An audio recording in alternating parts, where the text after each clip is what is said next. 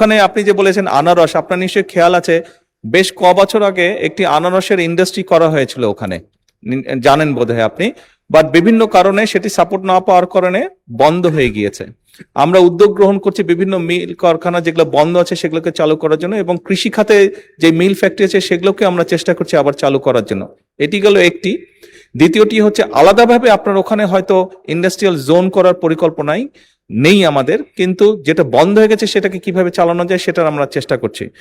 আপনি নিশ্চয়ই খেয়াল করেছেন এই কিছুদিন আগে আমি যে চীন সফরে গিয়েছিলাম, সেই চীন সফরে আমরা একটি তাদের সাথে চুক্তি স্বাক্ষর করেছি।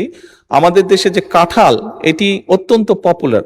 চীনার মানুষরা, চাইনিজ মানুষরা তারা খুব পছন্দ করে কাঁঠাল। আমরা এই দেশ থেকে ইনশাল্লাহ তাদের কাছে আমরা কাঁঠাল রফতানি করব। এখানে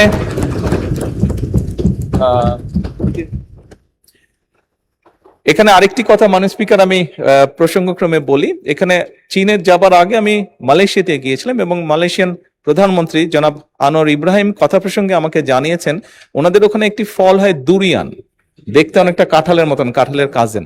কথা প্রসঙ্গে উনি আমাকে জানিয়েছেন যে মালয়েশিয়া প্রতি বছর চায়নাতে $1 বিলিয়ন দুরিয়ান এক্সপোর্ট করে। তো তারা যদি পারে নিশ্চয়ই ইনশাল্লাহ কাঁঠালও আমরা পারবো এক্সপোর্ট করতে, এবং কাঁঠাল এক্সপোর্টের মাধ্যমে আমরা নিশ্চয়ই ইনশাল্লাহ বড় একটি বৈদেশিক মুদ্রা অর্জন করতে সক্ষম হব। ধন্যবাদ মাননীয় স্পিকার।